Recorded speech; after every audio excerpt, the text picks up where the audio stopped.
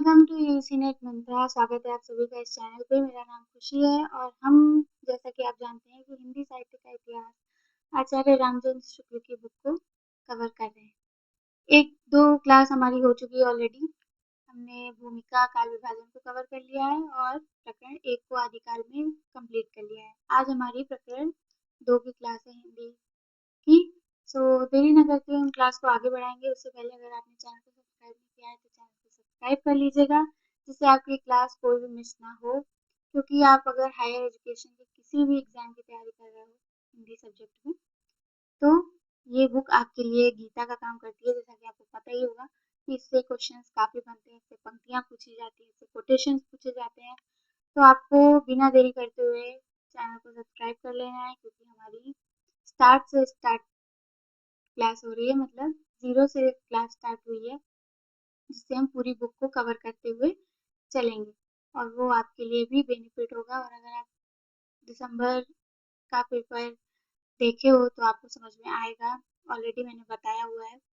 सो अगर आप जून की तैयारी कर रहे हो तो आपके लिए ये क्लासेस बहुत कारगर साबित होने वाली है। और अगर आगे की कोई भी एग्जाम्स आ रहे हैं हायर एजुकेशन के, जो भी हिंदी के एग्जाम्स आ रहे हैं, उनके लिए भी ये काफ़ी इम्पोर्टेंट क्लास है। आपका रिवीजन होता हुआ चलेगा और जो नए हैं उनको समझ में आती हुई चलेगी। उनको समझ नहीं आता कि नोट्स कैसे बनाने हैं, तो आपको वो भी समझ में आता हुआ चलेगा।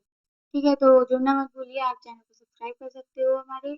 और अगर आपको क्लासेस की पीडीएफ चाहिए तो आप हमारे टेलीग्राम चैनल से भी जुड़ सकते हो। जो क्लासेस अभी हुई है हमारी 2 पिछली, उसकी पीडीएफ मैंने प्रोवाइड कर दी है ऑलरेडी अपने टेलीग्राम चैनल पे। सो जुड़ना मत भूलिए। एंड हमारी बेसिक से क्लास हो चुकी है तीनों। हमने दिसंबर का पेपर भी सॉल्व किया है, जिससे आपको पैटर्न पता लगे। और हमने ये दोनों क्लास कंप्लीट करी है। अगर आप अपना बर्डन नहीं बढ़ाना चाहते हो, बोझ नहीं बढ़ाना चाहते हो, धीरे धीरे पढ़ते हुए चलोगे तो आपका लास्ट तक सब कुछ कंप्लीट हो जाएगा और आपको पता भी नहीं चलेगा और आप बार बार रिवीजन भी कर लो। तो आप ये दोनों क्लास भी साथ ही साथ देख लीजिएगा। मोस्ट इम्पॉर्टेंट है, अगर आप सीरियस स्टूडेंट हो तो आप क्लास को नहीं छोड़ोगे और आप देखोगे। अगर क्लास पसंद आए तो लाइक कमेंट एंड शेयर भी ज़रूर करिएगा, जिससे मुझे भी मोटिवेशन मिलेगी पढ़ाने की और अच्छा कंटेंट प्रोवाइड करने की। तो बढ़ते हैं आज की क्लास में अपनी। आज का हमारा टॉपिक है प्रकरण 2 आदिकाल का अपभ्रंश काल। सो आज की क्लास हमारी अपभ्रंश काल पे है। तो देरी न करते हुए हम आगे बढ़ते हैं, स्टार्ट करते हैं। जब से प्राकृत बोलचाल की भाषा न रह गई, तभी से अपभ्रंश साहित्य का आविर्भाव समझना चाहिए। पहले जैसे गाथा या गाहा कहने से प्राकृत का बोध होता था, वैसे ही पीछे दोहा या दुहा कहने से अपभ्रंश या लोक प्रचलित काव्य भाषा का बोध होता था। ये आपकी पिछले प्रकरण में भी स्टार्टिंग में ही ये कोटेशन आई थी। तो अगर दोनों प्रकरण में आपके ये कोटेशन आई है तो इसका मतलब आपको खुद ही समझ लेना चाहिए कि ये most most most important quotation है और ये काफ़ी बार आपसे पूछी गई है। तो मैं इसको डबल स्टार बना देती हूँ, जिससे आपको याद रहे कि इसको आपको ध्यान से अपने नोट्स में ऐड कर लेना है। मैंने इम्पोर्टेंट चीज़ों को इस प्रकरण में रखा है, जितने कवि हैं उनकी पंक्तियाँ एक्सेट्रा एक्सेट्रा, मैंने आधी आधी सबको रखा है, जितनी भी इम्पोर्टेंट चीज़ें हैं। तो आप मेरे साथ बुक खोल के पढ़ना, ठीक है। इस पुरानी प्रचलित काव्य भाषा में नीति, श्रृंगार, वीर आदि की कविताएं तो चली ही आती थी। जैन और बौद्ध धर्माचार्य अपने मतों की रक्षा और प्रचार के लिए भी इसमें उपदेश आदि की रचना करते थे। प्राकृत से बिगड़कर जो रूप बोलचाल की भाषा ने ग्रहण किया, वह भी आगे चलकर कुछ पुराना पड़ गया और काव्य रचना के लिए रूढ़ हो गया। अपभ्रंश नाम उसी समय से चला आ रहा है। आगे बढ़ते हैं। जब तक जब तक भाषा बोलचाल में थी, तब तक वह भाषा देश भाषा ही कहलाती रही। जब वह भी साहित्य की भाषा हो गई, उसके लिए अपभ्रंश शब्द का व्यवहार होने लगा। इम्पोर्टेंट है ये भी, इसको भी आप नोट कर लीजिएगा। आगे बढ़ते हैं। भरत मुनि ने विक्रम तीसरी शताब्दी, भरत मुनि का समय है, शुक्ल जी ने तीसरी शताब्दी माना है, ने अपभ्रंश नाम न देकर लोक भाषा को देश भाषा ही कहा है। मतलब भरत मुनि ने अपभ्रंश नाम नहीं दिया है, उन्होंने लोक भाषा को ही देश भाषा कहा है। भर रुचि ने प्राकृत प्रकाश, ये जो भी रचनाएं आती चलेंगी उसको भी आप एक कॉलम बना के एक ही तरफ आदिकाल की प्रमुख रचनाएं नाम से उसको लिखते हुए चलिएगा, तो उसको आपको रिवाइज करने में आसानी होगी, ठीक है। वह रुचि ने प्राकृत प्रकाश में भी अपभ्रंश का उल्लेख नहीं किया है। अपभ्रंश नाम पहले पहल वल्लभी के राजा धार सेन द्वितीय के शिलालेख में मिलता है, जिसमें उसने अपने पिता गुरसेन विक्रम संवत 650 से पहले को संस्कृत, प्राकृत और अपभ्रंश तीनों का कवि कहा है। इन्होंने बताया है कि अपभ्रंश नाम सबसे पहले वल्लभी के राजा जो धारसेन द्वितीय थे, उनकी शिलालेख मिलती है, जिसमें उसने अपने पिता गुरसेन को संस्कृत, प्राकृत और अपभ्रंश तीनों का कवि माना है। आगे बढ़ते हैं।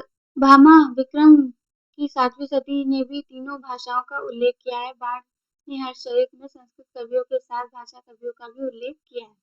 आगे, इस प्रकार अपभ्रंश या प्राकृत भाषा हिंदी में रचना होने का पता हमें विक्रम की 7वीं शताब्दी में मिलता है। उस काल की रचना के नमूने बौद्धों की वज्रयान शाखा के सिद्धों की कृतियों के बीच मिलते हैं। आप जानते हो कि बौद्धों की 2 शाखाएं थी, एक वज्रयान, एक हीनयान, तो उनमें से वज्रयान शाखा के सिद्धों की कृतियों के बीच मिलते हैं। आगे बढ़ते हैं। ये आपका मोस्ट इम्पोर्टेंट स्लाइड है, आप इसको पूरा ध्यान से देखना, ठीक है, और बुक में मार्क करते हुए चलें।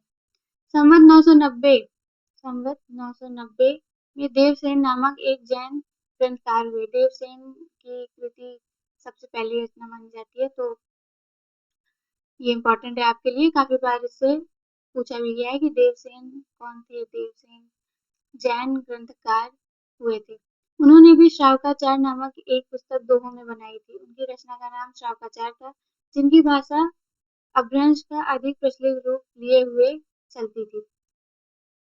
इनकी जो रचना थी श्रावकाचार, उसमें भी अपभ्रंश भाषा ही देखने को मिलती थी, अधिक प्रचलित थी।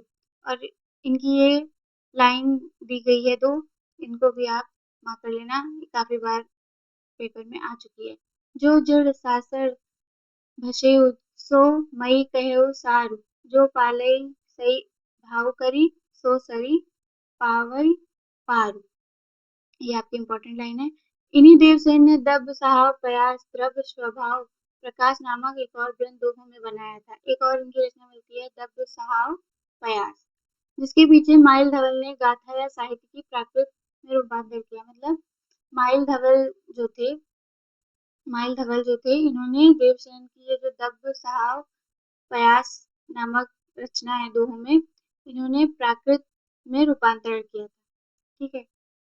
आगे बढ़ते हैं। इम्पोर्टेंट है, इसको नोट कर लीजिएगा, काफी बार पेपर में आई हुई लाइन है, ठीक है। इसके पीछे तो जैन कवियों की बहुत सी रचनाएं मिलती हैं, जैसे श्रुति पंचमी कथा, योगसार, जसर चर्यू, रय कुमार चर्यू इत्यादि। जसर चर्यू योगसार जो इंदु की रचना है, इसको भी नोट कर लीजिएगा साथ में। ये जो इंदु की रचना है, इसको आप नोट कर लीजिएगा। ध्यान देने की बात यह है कि चरित काव्य या आख्यान काव्य के लिए अधिकतर चौपाई दोहे की पद्धति ग्रहण की गई है। पुष्पदंत संवत 1029 के आदि पुराण और उत्तर पुराण चौपाइयों में है। पुष्पदंत की 2 रचनाएं आदि पुराण और उत्तर पुराण, ये इनकी 2 रचनाएं मिलती हैं, और जो कि चौपाइयों में है। इससे आपसे जैसे आजकल एसोसिएशन रीजन वाले क्वेश्चन आ रहे हैं, अभिकथन कारण वाले, इसमें ऐसे ही क्वेश्चन पूछ लेता है, किसी रचना का नाम चेंज कर देगा और उसकी जगह दूसरा नाम मिलता जुलता ही रख देगा, तो आप कंफ्यूज हो जाओगे। तो साथ में आपको जितने भी रचनाकार आदिकाल में आएंगे, उनको इसी तरह लिख लेना है, जैसा कि मैंने बताया कि एक कॉलम बना के आप उसको साथ में लिखते हुए चलोगे। और राइटर को लिख के उनके बारे में भी, जैसे मैंने बता रही हूँ कि जैसे पुष्पदंत आए हैं, उनके बारे में आपको जो भी शुक्ल जी की बुक में मिलता है, उसको आपको उसके नीचे लिख लेना है, और कुछ लाइन आप कुछ जगह उसके बाद में छोड़ देना, जैसे आपको किसी और बुक से कुछ भी मिलता है उनके बारे में, तो आप इम्पोर्टेंट उसको भी आप उसके नीचे नोट कर सकते हो। उसके लिए आपको अलग से नोट्स बनाने की जरूरत नहीं पड़ेगी, ठीक है। तो इनकी भी ये पंक्ति आती है, बिड़ु धवलेड़ साये किम हल्लई, बिड़ु जीवेण देव किम चल्लई, बिनु जीवेण मोक्ष को पावई, तुम्हारी सु किम अप्पई आवई। ये भी इम्पोर्टेंट है, इसको भी मार्क कर लीजिएगा। आगे बढ़ते हैं। अब हमारा यहाँ से स्टार्ट होता है सिद्ध साहित्य। मैंने अलग से ही हेडिंग बना के लिखा हुआ है सिद्ध साहित्य। यहाँ से शुक्ल जी ने सिद्ध साहित्य के बारे में बताना स्टार्ट किया। पढ़ते हैं आगे। बौद्ध धर्म विकृत होकर वज्रयान संप्रदाय के रूप में देश के पूर्वी भागों में बहुत दिनों से चला आ रहा था। बौद्ध धर्म विकृत हो गया था और वज्रयान संप्रदाय के रूप में देश के पूर्वी भागों में बहुत दिनों तक चला आ रहा था। इन बौद्ध तांत्रिकों के बीच वामाचार अपनी चरम सीमा को पहुंचा। ये बिहार से लेकर आसाम तक फैले थे। इनका जो ठिकाना था वो बिहार से लेकर आसाम तक था और ये सिद्ध कहलाते थे। 84 सिद्ध इन्हीं में हुए थे। आपको पता भी होगा कि 84 सिद्ध की बात अक्सर आती है। जिन परंपरागत स्मरण जनता को अब तक है, जिनका स्मरण जनता को अभी तक है। इन तांत्रिक यौगिकों को लोग अलौकिक शक्ति संपन्न समझते थे। ये अपनी सिद्धियों और विभूतियों के लिए प्रसिद्ध थे। राजशेखर ने कर्पूर मंजरी में भैरवानंद के नाम से एक ऐसे ही सिद्ध योगी का समावेश किया है। इस प्रकार जनता पर इन सिद्ध योगियों का प्रभाव विक्रम की 10वीं शताब्दी से ही पाया जाता है। ये जो सिद्ध योगियों का प्रभाव जनता पर दिखाई पड़ना स्टार्ट हुआ वो 10वीं शताब्दी से था और ये राजशेखर की कर्पूर मंजरी में इन्होंने राजशेखर ने अपनी कर्पूर मंजरी नामक रचना में वर्णन किया है। आगे बिहार के नालंदा और विक्रमशिला नामक प्रसिद्ध विद्यापीठ इनके अड्डे थे। जैसा कि ऊपर भी बताया गया था कि बिहार के नालंदा और विक्रमशिला नामक जो प्रसिद्ध थे उनमें विद्यापीठ उसी जगह पे रहते थे, अर्थात उन्हीं वही उनके अड्डे थे सारी। बख्तियार खिलजी ने इन दोनों स्थानों को उजाड़ा, तब से ये तितिर बितिर हो गए। बहुत से वोट आदि अन्य देश चले गए। आगे बढ़ते हैं। 84 सिद्धों के नाम आपको शुक्ल जी की बुक में मिल जाएंगे। मैंने जो इम्पोर्टेंट थे उन्हीं को यहाँ पे लिखा हुआ है। लुइपा, विरूपा, डोम्बिपा, शबरीपा, सरहपा, मीनपा, गोरक्षपा, नागार्जुन, कढ़पा, कड़ेरपा। इतने दो सिद्धों के नाम हैं और ये उनमें जो 84 सिद्ध थे उनमें 3 योगिनियां भी थी। और हायर एजुकेशन में ये काफी बार क्वेश्चन आया भी है और इसमें बच्चे अक्सर गलती कराते हैं, तो आपको इसको अलग से लिख लेना है। मणिभद्रपा, कनखलापा, लक्ष्मीकरा, ये तीनों योगिनियों का नाम आपको याद होना चाहिए। ठीक है, मोस्ट इम्पॉर्टेंट है ये, मार्क कर देती हूँ मैं जिससे आपको ध्यान रहे। और अगर आपको जो भी समझ में ना आए आप फिर से वीडियो को रिवाइंड करके देख सकते हो, जिससे आपको 1-2 बार पढ़ने पे चीजें समझ में आने लगी। आगे बढ़ते हैं। वज्रयान शाखा में जो योगी सिद्ध के नाम से प्रसिद्ध हुए वे अपने मत संस्कार जनता पर भी डालना चाहते थे। इससे वे संस्कृत रचनाओं के अतिरिक्त अपनी वाणी अभ्रंश मिश्रित देश भाषा या काव्य भाषा में भी बराबर सुनाते रहे। उनकी रचनाओं का एक संग्रह पहले हरप्रसाद शास्त्री ने बंगला अक्षरों में बौद्ध गान और दोहा के नाम से निकाला था। आगे बढ़ते हैं, इतना इम्पोर्टेंट नहीं है ये। सिद्धों में सबसे पुराने सरहपाद जिनका नाम था वे हुए, जिनका काल डॉक्टर विनय तोष भट्टाचार्य ने विक्रम संवत 690 निश्चित किया है। उनकी रचनाओं के कुछ नमूने नीचे दिए जाते हैं। सरहपा की पंक्ति मोस्ट इम्पोर्टेंट है क्योंकि सरहपा की पंक्ति आपसे पेपर में पूछी जाती है। अभी रिसेंट जो पेपर हुआ था उसमें भी आपसे पूछी गई थी, तो आप इसको बिल्कुल मत इग्नोर करना। चाहे जो इम्पोर्टेंट मैं बता रही हूँ, लेकिन आपको जितनी उनकी पंक्तियां दी गई उसको एक बार अपनी नजर के सामने से निकाल लेना है, जिससे जब आप पंक्ति को देखो तो आपको समझ में आए कि किसकी वो पंक्ति है। ठीक है, ये इनकी पंक्ति मोस्ट इम्पोर्टेंट है। पंडिय सरल सत्ता बखाड़ देहई रुद्ध बसंत न जाड़ई, अमड़ा गमड़ तेन विखंडई, तेल रेजई भड़ई हऊ पंडई। ये इम्पोर्टेंट की है। और ये वाली ये वाली तो अभी रिसेंट वाले पेपर में आई हुई थी। घोर अंधारे चंद्रमणि जिमि उद्योग करे, परम महासुख एक करे दुर्य अशेष हरे हरे। ये मोस्ट इम्पोर्टेंट लाइन है आपकी, इसको देख लीजिए। आगे बढ़ते हैं। दक्षिण मार्ग छोड़कर वाम मार्ग ग्रहण करने का उपदेश है इसमें। इनमें से ये वाली जो पहली लाइन है ये इम्पोर्टेंट है, ठीक है। ना न बिंदु न रवि न शशि मंडल चेरा सहाबे मुकर। आगे बढ़ते हैं। लुइपा, आगे बढ़ते हैं। ये लुइपा की पंक्ति है। इनका संवत 830 के आसपास माना जाता है। इनकी जो पंक्ति है उनमें से ये वाली इम्पोर्टेंट है। का तरवर पंच विराट चंचल पिए पैठो का। इसके बारे में मैंने यहाँ पे लिखा हुआ है।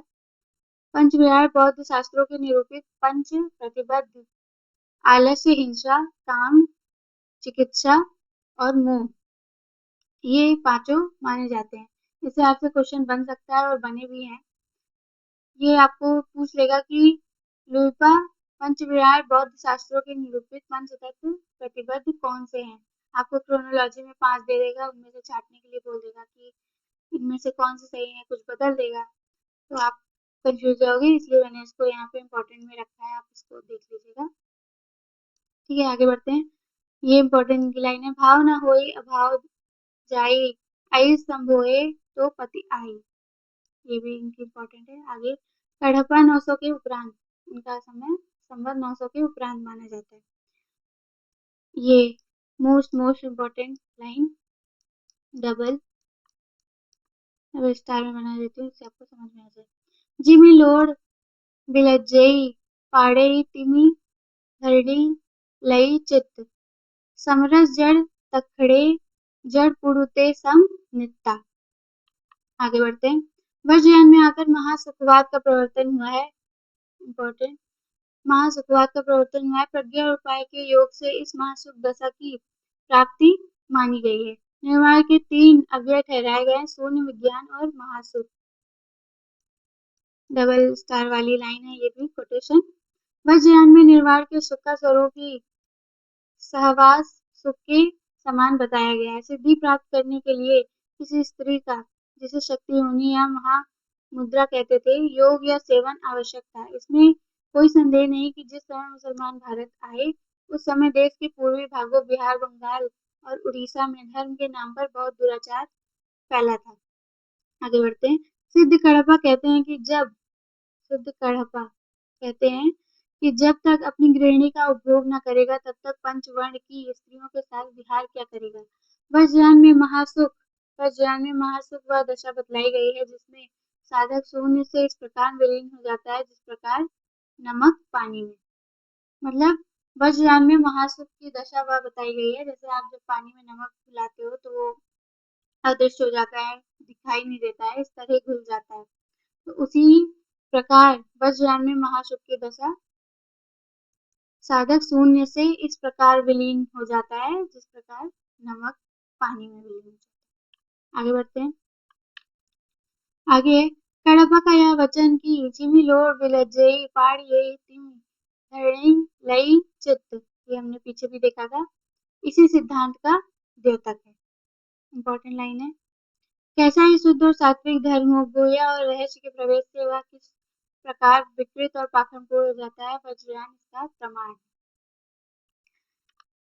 आगे जैसा कि आपको पता है कि नाथ साहित्य और सिद्ध साहित्य को उन्होंने मान्य नहीं किया है शुक्ल जी ने, तो उसी संदर्भ में वो लिखा गया था। अब आगे बढ़ते हैं। नाथ साहित्य की भी मैंने अलग से हेडिंग डाली है।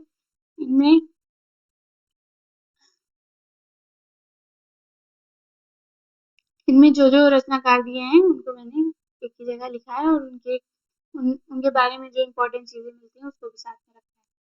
गोरखनाथ, सबसे पहले गोरखनाथ के बारे में देखते हैं। गोरखनाथ के नाथ पंथ का मूल भी बौद्धों का यही वज्रयान शाखा है। गोरख ने पतंजलि के उच्च लक्ष्य ईश्वर प्राप्ति को लेकर हठ योग का प्रवर्तन किया। वज्रयानी सिद्धों का लीला क्षेत्र भारत का पूर्वी भाग था। गोरख ने अपने ग्रंथ का प्रचार देश के पश्चिमी भागों, राजपुताने और पंजाब में किया। मतलब जो सिद्ध साहित्य के लोग थे उन्होंने पूर्वी भाग में अपना प्रचार किया था, परंतु गोरखनाथ सिद्ध साहित्य से अलग होके नाथ साहित्य में आ गए थे। तो उन्होंने राजपूताना और पंजाब के क्षेत्रों में मतलब देश के पश्चिमी भागों में प्रचार किया था। पंजाब में नमक के पहाड़ों के बीच बालनाथ योगी का स्थान बहुत दिनों तक प्रसिद्ध रहा। झांसी की पद्मावत में बालनाथ का टीला आया है। आगे बढ़ते हैं। गोरखनाथ के समय का ठीक पता नहीं है। राहुल सांकृत्यायन, यहाँ से इम्पोर्टेंट है लाइन। राहुल सांकृत्यायन जी ने वज्रयानी सिद्धों की परंपरा के बीच उनका जो स्थान रखा है, उसके अनुसार उनका समय विक्रम की 10वीं शताब्दी आता है। मतलब राहुल सांकृत्यायन ने 10वीं शताब्दी गोरखनाथ का समय माना है और पेपर में आपसे पूछा भी जाता है। इनके जन्म वर्ष के समय में को लेकर काफी मतभेद है। राहुल सांकृत्यायन ने कुछ माना है, किसी विद्वान ने कुछ माना है, तो आपको ध्यान रखना है। राहुल सांकृत्यायन ने 10वीं शताब्दी इनकी जन्म वर्ष को माना है। उसका आधार वज्रयानी सिद्धों की एक पुस्तक रत्नाकर जोपम कथा, जिस आधार पर इन्होंने ये समय माना है, उसका आधार है रत्नाकर जोपम कथा, जो कि पुस्तक का आधार इन्होंने लिया है। आगे बढ़ते हैं। मीरनाथ के पुत्र मत्स्येंद्र नाथ कामरूप के मछुआरे थे और चरपटिपा के शिष्य होकर सिद्ध हुए थे। पर सिद्धों की अपनी सूची में सांकृत्यायन जी ने ही मत्स्येंद्र को जलंधर का शिष्य लिखा था, जो परंपरा से प्रसिद्ध चला आता था। गोरखनाथ के गुरु मत्स्येंद्र थे, यह तो प्रसिद्धि है। इसमें यहाँ पे गोरखनाथ के गुरु के बारे में और जो गुरु शिष्य परंपरा चली आ रही है उसके आगे से उसके बारे में बताया गया है। गोरखनाथ का समय निश्चित रूप से विक्रम की 10वीं शताब्दी मानते नहीं बनता, ऐसा रामचंद्र शुक्ल जी बोलते हैं। मैं यहाँ आरसी लिख दे रही हूँ, रामचंद्र शुक्ल जी। गोरखनाथ का समय उन्होंने 10वीं शताब्दी नहीं माना है। महाराष्ट्र के संत ज्ञानदेव ने, जो अलाउद्दीन के समय संवत 1358 में थे, अपने को गोरखनाथ के शिष्य परंपरा में कहा है। उन्होंने यह परंपरा इस क्रम में बताई है। सबसे पहले आदिनाथ, जिनका नाम जालंधर नाथ भी था, अभी हमने देखा जालंधर नाथ मैंने पहले ही रख दिया है। मत्स्येंद्र नाथ, गोरखनाथ, ज्ञानीनाथ, निवृत्तिनाथ और ज्ञानेश्वर, ये गुरु शिष्य परंपरा है। सबसे पहले आदिनाथ मत्स्येंद्र नाथ के गुरु थे, मत्स्येंद्र नाथ गोरखनाथ के गुरु थे और गोरखनाथ ज्ञानीनाथ के और ज्ञानीनाथ निवृत्तिनाथ के और निवृत्तिनाथ ज्ञानेश्वर के। ये गुरु शिष्य परंपरा थी। ठीक है, इसको आपको ध्यान में रखना है। इस महाराज परंपरा के अनुसार गोरखनाथ का समय महाराज पृथ्वीराज के पीछे आता है। नाथ परंपरा में मत्स्येंद्र नाथ के गुरु जालंधर नाथ माने जाते हैं। बोर्ड के ग्रंथों में सिद्ध जालंधर आदिनाथ कहे गए। इसको मैंने यहीं पे इसलिए लिख दिया जिससे आपको कंफ्यूजन ना हो कि आदिनाथ को ही जालंधर नाथ भी कहा जाता था। आगे बढ़ते हैं। इंपॉर्टेंट चीज इसमें हम पढ़ते हुए चलेंगे। पंजाब का जालंधर शहर इन्हीं का स्मारक जान पड़ता है। मतलब जो ये जालंधर नाथ है, जिनको हम आदिनाथ के नाम से जानते हैं, जो पंजाब का शहर नहीं है जालंधर, उसका स्मारक इन्हीं के प्रतीक के रूप में जान पड़ता है, ऐसा बताते हैं। मत्स्येंद्र नाथ जालंधर के शिष्य थे। नाथ पंथियों की यह धारणा ठीक ठीक जान पड़ती है। मीनपा के गुरु चरपटी नाथ हो सकते हैं, पर मत्स्येंद्र के गुरु जालंधर ही थे। आगे हम लोगों ने इसको देख लिया है, आगे चलते हैं। जिस प्रकार सिद्धों की संख्या 84 थी, उसी प्रकार नाथों की संख्या 9 थी। 84 सिद्ध और 9 नाथ। अब भी लोग नवनाथ और 84 सिद्ध कहते हुए सुनाई देते हैं। गोरक्ष सिद्धांत संग्रह में मार्ग प्रवर्तकों के नाम गिनाए गए हैं। 9 नाथों के नाम यहाँ गिनाए गए। नागार्जुन, जड़भरत, हरिश्चंद्र, सत्यनाथ, भीमनाथ, गोरक्षनाथ, चरपट, जलंधर और मलयार्जुन। इन नामों में नागार्जुन, चरपट और जलंधर सिद्धों की परंपरा में भी थे, पर नागार्जुन संवत 702 प्रसिद्ध रसायनी भी थे। नागार्जुन प्रसिद्ध रसायनी भी थे। नाथपंथ में रसायन की सिद्धि है।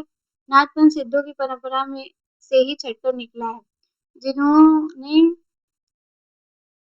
इनमें से काफी सिद्ध साहित्य में भी थे, मतलब 84 सिद्धों में भी थे, परंतु उन्होंने वो मार्ग को अपनाया नहीं, उसको छोड़कर उन्होंने एक नए पंथ में उन्होंने अपनी जगह बनाई। उन्होंने नए पंथ का निर्माण किया जिसमें ये 9 नाथ शामिल है। आगे बढ़ते हैं। गोरख की हठ योग साधना ईश्वरवाद से को लेकर चली थी। ऐसा उसमें मुसलमानों के लिए भी आकर्षक था। आगे बढ़ते हैं, यहाँ इम्पोर्टेंट है। नाथ संप्रदाय के सिद्धांत ग्रंथों में ईश्वरोपासना के बाह्य विधानों के प्रति उपेक्षा प्रकट की गई है। घट के भीतर ही ईश्वर को प्राप्त करने पर जोर दिया गया है। घट के भीतर अर्थात घर के भीतर ही ईश्वर को प्राप्त करने की जोर दिया गया है। वेद शास्त्र का अध्ययन व्यर्थ ठहराकर विद्वानों के प्रति अश्रद्धा प्रकट की गई है। तीर्थाटन आदि निष्फल कर गए। आगे बढ़ते हैं। नाथ पंथ के जोगी जो थे वो कान की लौ में बड़े बड़े छेद करके स्फटिक के भारी भारी कुंडल पहनते थे। इसे कनपटे कहलाते थे, इसलिए वे कनपटे भी कहलाते थे। जैसा पहले कहा जा चुका है कि इस पंथ का प्रचार राजपूताना तथा पंजाब की ओर अधिक रहा था। ये आपसे इसमें क्वेश्चन भी बन सकता है कि जो नाथ पंथ के लोग थे वे और किस नाम से जाने जाते थे, तो इसका आंसर होगा कनपटे। ठीक है, आगे बढ़ते हैं। नाथपंथ के इन जोगियों ने परंपरागत साहित्य की भाषा या काव्य भाषा से जिसका ढांचा नगर अपभ्रंश या ब्रज का था, अलग एक सद्युक्कड़ी भाषा का सहारा लिया जिसका ढांचा कुछ खड़ी बोली लिए राजस्थानी था। देश भाषा की इन पुस्तकों में पूजा, तीर्थाटन आदि के साथ हज, नमाज आदि का भी उल्लेख पाया जाता था। इस प्रकार की एक पुस्तक नाम थी काफिर बोध। ये जो काफिर बोध नामक रचना है इसमें तीर्थाटन, पूजा और जो मुसलमानों की परंपरा में हज, नमाज आदि का जो उल्लेख होता है वो सारी चीजों का उल्लेख काफिर बोध नामक पुस्तक में था। देश भाषा में लिखी गोरख पंत की पुस्तकें गद्य और पद्य दोनों में थी। विक्रम संवत 1400 के आसपास की रचनाएं थी। इनमें सांप्रदायिक शिक्षा है जो पुस्तकें पाई गई उनके नाम इस प्रकार है। ये उनकी पुस्तकें हैं। गोरख गणेश गोष्ठी, महादेव गोरख संवाद, गोरखनाथ जी की शास्त्र कला, गोरख बोध, दत्ता गोरख संवाद, योगेश्वरी शाखी, नरवण बोध, विराट पुराण, गोरख सार, गोरख की वाणी, ये सारे ग्रंथ गोरख के नहीं उनके अनुयायी शिष्यों के, मतलब उनके जो अनुयायी शिष्य थे उनकी ये रचनाएं हैं। ये गोरख की रचनाएं हैं। गोरखनाथ की रचनाएं में आगे भी देखने को मिलेंगी। उपयुक्त पुस्तकों में नरवई बोध के नाम नरवई नरपति में ही अपभ्रंश का आभास होता है। इन पुस्तकों में अधिकतर संस्कृत ग्रंथों का अनुवाद है। यह बात उनकी भाषा के ढंग से प्रकट की गई है। विराट पुराण संस्कृत के बैराट पुराण का अनुवाद है। इन दोनों में हमें दो को याद रखना है। एक है नरवई बोध और एक विराट पुराण। इन दोनों को मेन हमें याद रखना है। आगे बढ़ते हैं। गोरख पंथ के ये संस्कृत ग्रंथ पाए जाते हैं। सिद्धांत पद्धति, विवेक मार्तंड, शक्ति संगम तंत्र, निरंजन पुराण, वैराट पुराण, ये इनके ग्रंथ पाए जाते हैं। सिद्धों और योगियों का इतना वर्णन करने के बाद इस बात की ओर ध्यान दिलाना हम आवश्यक समझते हैं कि उनकी रचनाएं तांत्रिक विधान, योग साधना, आत्म निग्रह, श्वास निरोध, भीतरी चक्रों और नाड़ियों की स्थिति, अंतर्मुख साधना के महत्व इत्यादि की सांप्रदायिक शिक्षा मात्र है। जीवन की स्वाभाविक अनुभूतियों और दशाओं से उनका कोई संबंध नहीं, अतः वे शुद्ध साहित्य के अंतर्गत नहीं आते। जैसा कि भूमिका से ही हमें पता चलते हुए आ रहा है कि सिद्ध साहित्य और नाथ साहित्य शुद्ध साहित्य के अंतर्गत आचार्य रामचंद्र शुक्ल जी ने नहीं माना है। आगे बढ़ते हैं। उनकी उनकी उसी रूप में ग्रहण करना चाहिए जिस रूप में ज्योतिष, आयुर्वेद आदि के ग्रंथ। उनका वर्णन यहाँ केवल दो बातों के विचार से मिलता है। पहली बात, भाषा। सिद्धों की उद्धर रचनाओं की भाषा देश भाषा मिश्रित अपभ्रंश या पुरानी हिंदी की काव्य भाषा है, यह तो स्पष्ट है। सिद्ध कडप्पा की रचनाओं को यदि हम ध्यानपूर्वक देखते हैं तो एक बात साफ झलकती है, वह यह कि उनके उपदेश की भाषा तो पुरानी टकसाली हिंदी काव्य भाषा है, पर गीत की भाषा पुरानी बिहारी पूर्वी बोली मिलती है। यही भेद हम आगे चलकर कबीर की साखी रामायणी की भाषा में पाते हैं। साखी की भाषा तो खड़ी बोली राजस्थानी मिश्रित सदुत्तरी भाषा है, पर रामायणी के पदों की भाषा काव्य की ब्रज भाषा और कहीं कहीं पूर्वी भाषा भी मिलती है। मतलब जो इधर सिद्ध कडप्पा की भाषा मिलती है कि गद्य में दूसरी, पद्य में दूसरी, उसी प्रकार हम आगे भक्ति काल की रचनाओं में भी पाएंगे। दूसरी बात, सांप्रदायिक प्रवृत्ति और उसके संस्कार की प्रवृत्ति परंपरा।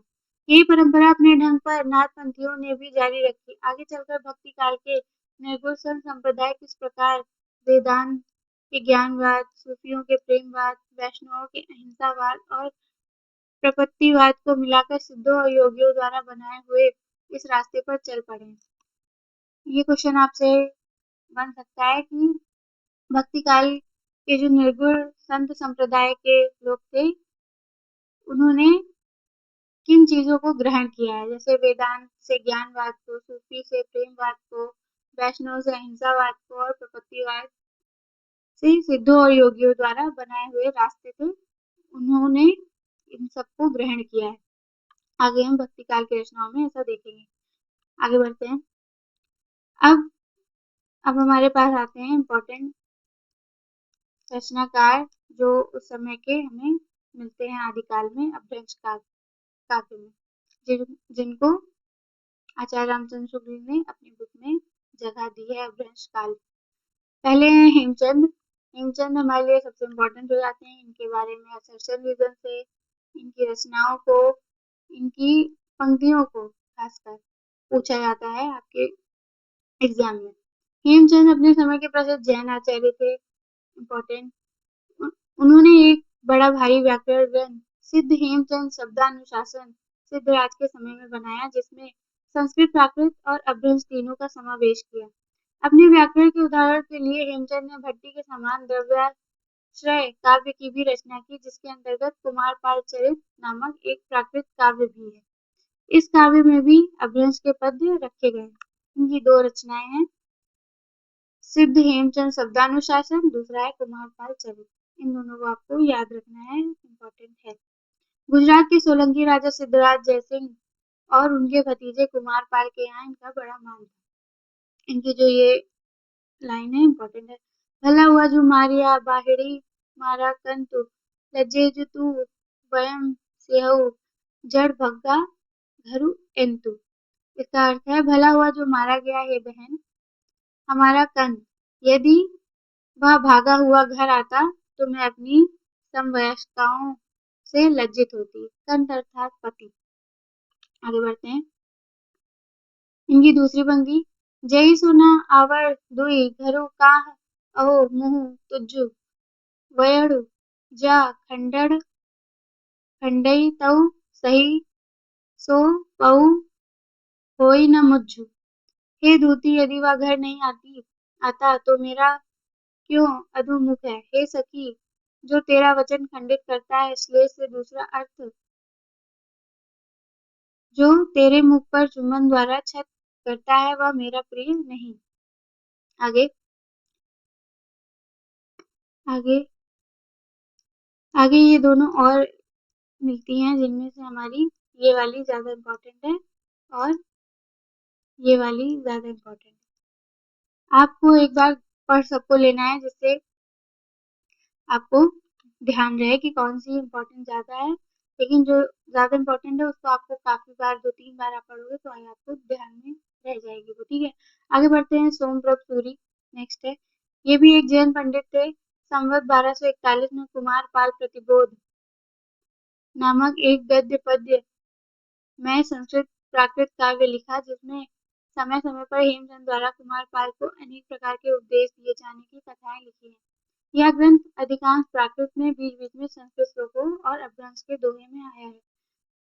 सोमप्रभ सूरी की रचना है कुमारपाल प्रतिबोध और हेमचंद की कुमारपाल चरित। इन दोनों में आपको कंफ्यूज नहीं होना है, अक्सर बच्चे इसमें कंफ्यूज हो जाते हैं। ठीक है, आप इसको एक ही जगह लिख लेना, सोमप्रभ सूरी कुमारपाल प्रतिबोध और दूसरी हेमचंद की कुमारपाल चरित। आगे बढ़ते हैं। जैनाचार्य मेरुतुंग संवत 1361 में प्रबंध चिंतामणि, इनकी रचना है प्रबंध चिंतामणि नामक एक संस्कृत ग्रंथ भोज प्रबंध के ढंग का बनाया, जिसमें बहुत से पुराने राजाओं के आख्यान संग्रहित हैं। इन्हीं आख्यानों के अंतर्गत बीच बीच में अपभ्रंश के पद्य भी उद्धृत है। इनकी सिर्फ रचना इंपॉर्टेंट थी, बाकी ऐसा कुछ नहीं इनके बारे में प्राप्त है। विद्याधर इस नाम के कवि के कन्नौज से किसी राठौर सम्राट के प्रताप और पराक्रम का वर्णन किसी ग्रंथ में किया था। ग्रंथ का पता नहीं, कुछ पद्य प्राकृत तुंगा सूत्र में मिलते हैं। विद्याधर को समसामयिक कभी माना जाए तो उसका समय विक्रम की 13वीं शताब्दी समझा जा सकता है। ये भी इनके बारे में भी कुछ ज़्यादा मिलता नहीं है बुक में। इनके बारे में बस इतनी ही चीज़ें मिलती हैं, जिनमें आपको बस यही वाली लाइन इम्पोर्टेंट याद रखनी है, बाई चांस आपसे पूछ लिया जाए तो। आगे है सारंगधर, ये इम्पोर्टेंट है। ये एक अच्छे कवि और सूत्रकार भी थे। सारंगधर इनका आयुर्वेद का ग्रंथ तो प्रसिद्धि है। इन्होंने सारंगधर पद्धति के नाम से सुभाषित संग्रह भी बनाया और अपना परिचय भी दिया। ये नाम से ही आपको पता चल जाएगा कि ये इनका ही ग्रंथ है। एक और इनकी रचना मिलती है, हमीर रासो नामक एक वीर गाथात्मक काव्य की भी भाषा में रचना की है। यह काव्य आजकल नहीं मिलता। उनके अनुकरण पर बहुत पीछे का लिखा हुआ एक ग्रंथ हमीर रासो नाम का मिलता है। जैसा कि इनकी दो रचनाएं इनकी मिलती है, सारंगधर पद्धति और हमीर रासो। हमीर रासो इम्पोर्टेंट है, इससे आपसे पूछा जाता है। आगे बढ़ते हैं। 50-60 वर्ष पीछे विद्यापति, आगे इन्होंने ये नाथ साहित्य भी हमारा कंप्लीट हो गया है। हमारा अब्रुज काल ऑलमोस्ट कंप्लीट है। आखिरी में उन्होंने कुछ चीजें, महत्वपूर्ण चीजें रखी थी, तो उसको भी मैंने रखा हुआ है यहाँ पे हाईलाइट करके। ठीक है। 50-60 वर्ष पीछे विद्यापति संवत 1460 के वर्तमान में बीच बीच में देश भाषा के कुछ पद्य रखकर अभ्रंश में दो छोटी छोटी पुस्तकें लिखी। सर जॉर्ज ग्रियर्सन जब विद्यापति के पदों का संग्रह कर रहे थे, उस समय उन्हें पता लगा कि कीर्ति लता और कीर्ति पताका नाम की प्रशस्ति संबंधी दो पुस्तकें भी उनकी लिखी हैं, पर उस समय इनमें से किसी का पता न चला। विद्यापति की दो पुस्तकें उन्हें मिली, कीर्ति लता और कीर्ति पताका। थोड़े दिन हुए, महामहोपाध्याय पंडित हरिप्रसाद शास्त्री नेपाल गए। वहां राजकीय पुस्तकालयों में कीर्ति लता और की एक प्रति मिली, जिसका नकल उन्होंने ली। आगे बढ़ते हैं। इस पुस्तक में तिरहुत के राजा, मतलब कीर्ति लता में तिरहुत के राजा कीर्ति सिंह की वीरता, उदारता, गुण, ग्राहकता आदि का वर्णन, बीच में कुछ देश भाषा के पद्य रखे हुए हैं। आगे ये आपकी एक कोटेशन सबसे लास्ट में मिलती है, बट मुझे बहुत इम्पोर्टेंट लगी ये, तो इसलिए मैंने रखा है आपको इसको। एकदम लास्ट में है ये बुक में। जो जो काव्य भाषा देश भाषा की ओर अधिक प्रवृत्त होती गई, त्यों तो तत्सम संस्कृत शब्द रखने में संकोच भी घटता गया। ये लाइन अभी तक मुझे नहीं याद कि ये शायद बनी है या नहीं बनी है, बट बनने के चांसेस है, क्योंकि इसको, इस लाइन को ही देके पूछा जा सकता है कि ये किसकी कोटेशन है। तो आपका जवाब, क्योंकि आप इस बुक को पढ़ रहे हो, तो आपको पता है कि इसका जवाब आचार्य रामचंद्र शुक्ल जी हो जाएंगे। तो इसी के साथ हमारा प्रकरण 2 भी समाप्त होता है। उम्मीद करती हूँ आपको समझ में आया होगा। मैंने पूरी कोशिश की आपको समझाने की, और पूरी मेहनत करी है इस क्लास को बनाने की, नोट्स को अच्छे से बनाने की, जिससे आपको उसमें की मेन सार आपको मिल सके, ना कि आपको पूरा उसको पढ़ना पड़े। बट मैं एक बार रिकमेंड करूंगी, जब आप इस क्लास को देख चुके हो, उसके बाद आप एक बार फिर से उसी प्रकरण को लाइन बाय लाइन पढ़ना, जिससे जो बीच की कुछ कुछ चीजें हैं उनको पढ़ के भी आपको और समझ में आएगा। ठीक है, तो आप इसको इग्नोर मत कीजिएगा, मैं आपसे बार बार बोल रही हूँ। बाकी हमारी जो क्लासेस हो चुकी हैं उसको आप देख सकते हो, जिससे आपको ही हेल्प मिलेगी, आपको ही बेनिफिट मिलेगा। मैं मेहनत कर रही हूँ अपनी तरफ से पूरी, कि मैं आपको अच्छा कंटेंट प्रोवाइड कर पाऊँ, अच्छे से ऑथेंटिक चीज़ें पढ़ा पाऊँ, क्योंकि जब आप कंसिस्टेंट रहोगे, रोज थोड़ा थोड़ा पढ़ते रहोगे, तो आपके लिए ही आसानी होगी। क्योंकि जब तक आप कंसिस्टेंट नहीं रहोगे, तब तक आपका नेट जेआरएफ नहीं हो सकता, ये तो पक्की बात है। सो धीरे धीरे क्लास को करते रहिए, एंड मैं भी अपनी तरफ से पूरी कंसिस्टेंसी के साथ क्लास प्रोवाइड करूँगी, पूरी कोशिश करूँगी आपको अच्छे से समझाने की, और साथ ही मैं ऑथेंटिक चीज़ें रखूँगी, जो भी मुझे मिलेगी, जो भी मैं आपको बताऊँगी। तो इस वजह से मेरा मानना है कि ऑथेंटिक चीज़ों से पढ़ने से हमें ही फ़ायदा होता है, कि जब भी आप कोई क्वेश्चन देखोगे तो आपको याद आएगा, तुरंत क्लिक करेगा कि ये किस बुक से मैंने पढ़ा है। ठीक है, तो इसी वजह से आज की क्लास यहीं तक। होप करती हूँ आपको क्लास पसंद आई होगी। अगर क्लास पसंद आई हो तो चैनल को सब्सक्राइब कर लीजिएगा, और अगर कुछ आपका डाउट हो तो आप कमेंट सेक्शन में पूछ सकते हो, या आप हमारे टेलीग्राम चैनल पे भी मैसेज कर सकते हो। बाकी क्लास को शेयर ज़रूर करिएगा। मैंने पूरी मेहनत करी है कंटेंट बनाने में, इस क्लास को बनाने में। तो होप करती हूँ आपको क्लास पसंद आई होगी, समझ में आई होगी। जो भी डाउट हो आप कमेंट में नीचे पूछ सकते हो, और हमारे टेलीग्राम चैनल से भी आप जुड़ सकते हो क्लास की पीडीएफ के लिए, एंड बाकी किसी रचनाओं की पीडीएफ के लिए भी। सो मिलते हैं अपनी नेक्स्ट क्लास में। अब मैं रेगुलर रहूँगी, इस क्लास को जल्दी से जल्दी इस बुक को कवर कराने की, ख़त्म कराने की, कंप्लीट कराने की पूरी कोशिश करूँगी। जैसा आपका सपोर्ट रहेगा उस हिसाब से क्लासेस आएंगी। तो चैनल को सब्सक्राइब कर लीजिएगा और शेयर ज़रूर करिएगा। मिलते हैं अपनी नेक्स्ट क्लास में प्रकरण 3 के साथ। तो तब तक के लिए बाय बाय, धन्यवाद।